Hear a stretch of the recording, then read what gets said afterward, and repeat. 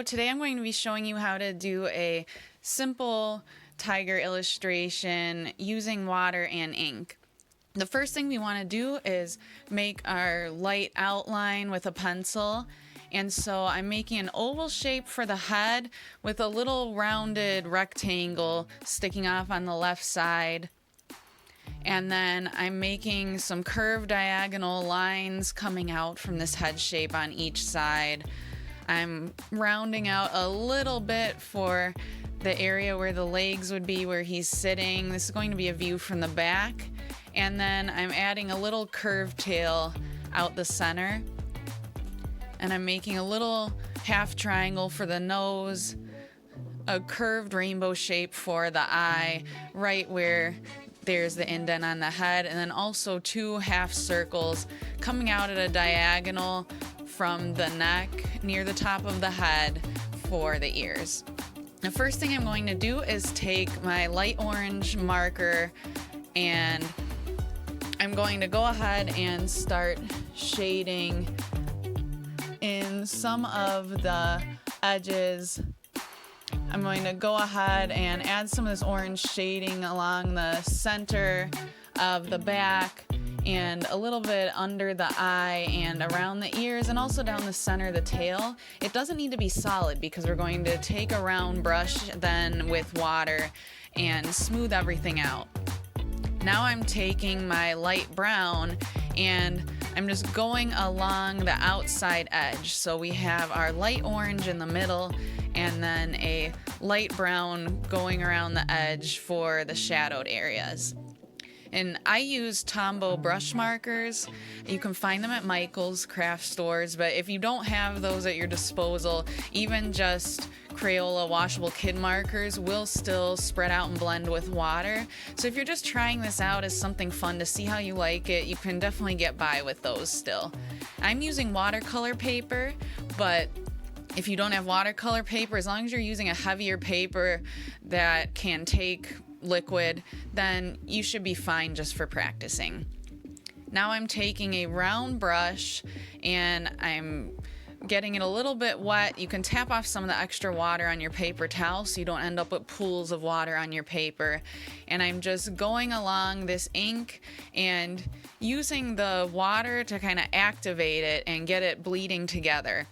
And just by wetting it, the two colors we put down will start shifting and blending into each other on their own, which is really neat.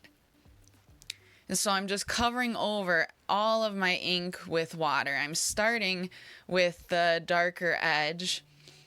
And the reason I'm starting with this edge first is so that our brown stays just on the edge and doesn't spread all into the middle, because we still want to keep those colors a little bit separate where you can see the border between them.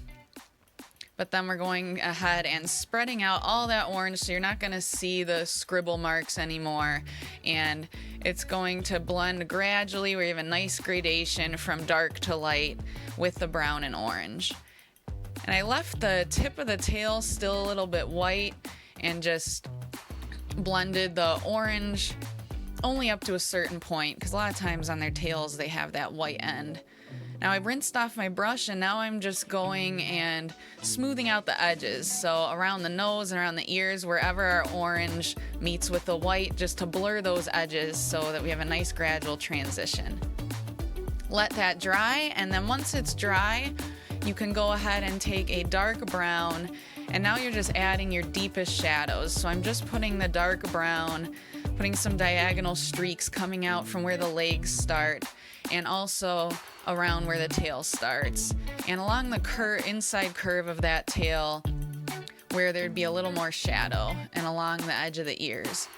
And now I'm going with a darker red orange and I'm tracing along wherever I put that dark brown.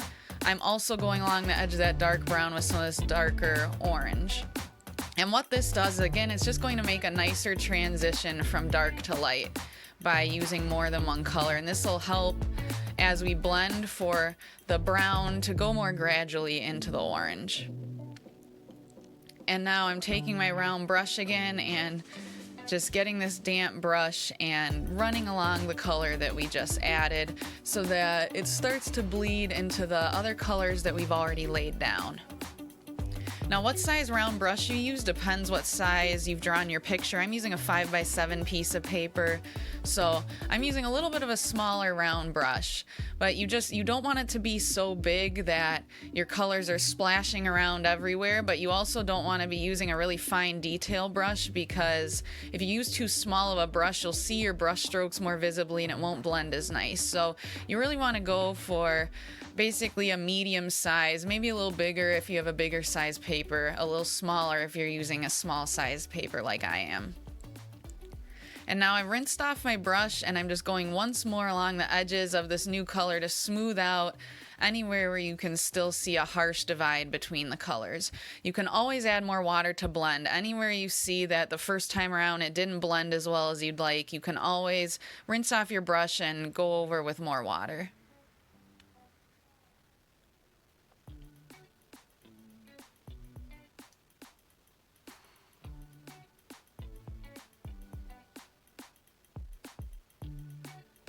Now I've let this dry again, and if you're getting impatient, you can always use a blow dryer to hurry the process along. And now I'm going to add my blacks. We add the blacks last because black goes a long way, and it really, if you accidentally get it wet when you don't want to, it can smear everywhere and just kind of overtake your whole picture. So anytime you're doing ink washes with different colors, you want to use the black last as a finishing touch.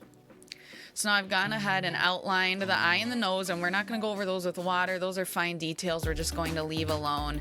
And now I'm using the tip of my marker to just make some little hash marks in the shape of stripes. So I'm just making some little rounded U-shaped patterns of hash marks on the tail, and I'm doing upward pointing V's along the back of the tiger, kind of centered with his body going up to the head.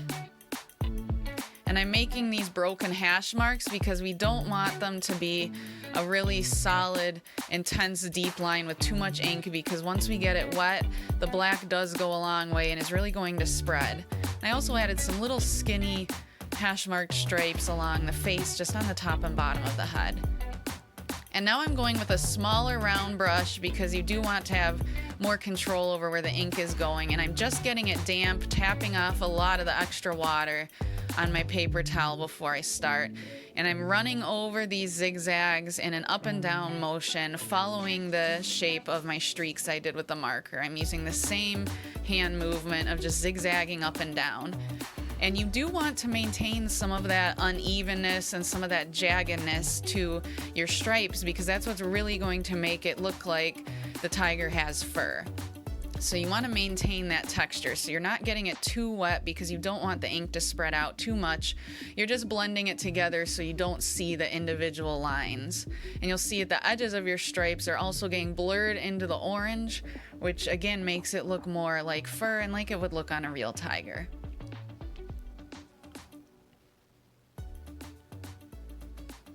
And I'm rinsing my brush off and getting new water on there after each couple of stripes, just because the black does soak into the bristles of the brush. So if you get too much black ink caught up in there, then it's going to start to make your later stripes darker than some of your earlier ones. So every so often I'm just giving it a rinse to start anew.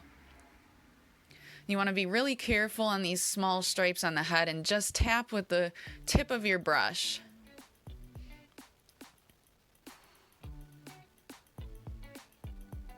And same thing, you can always adjust if you need to add more water and blend a little more. Now I'm just using the ink that was already on my brush and adding some dots where the whiskers would come out, just tapping up and down with my brush. And now we're going to let that dry, and while the tiger's drying, I'm using a sage green marker. You can use any color, any green you want, or a gold, yellow, anything that you have that you think would look nice with your picture. And I'm just adding some streaks for grass. I'm being careful to trace along the edge of the body and the edge of my tail so that I don't accidentally get green into my design. But I'm just making some curved little streaks going this way and that to look like grass, just layering them over each other until there's as many as I want. And then I'm going to go with a damp brush again and just lightly flick over these blades of grass going the same direction as my strokes, and just blend them out a little bit again so that it has more of a watercolor look rather than just seeing individual ink strokes. And you can continue to blend over your grass going the same direction as your original marks until they're how you want it. And for this, you're using a really light touch, just using the tip of your brush, hardly touching the paper, and just lightly flicking upward.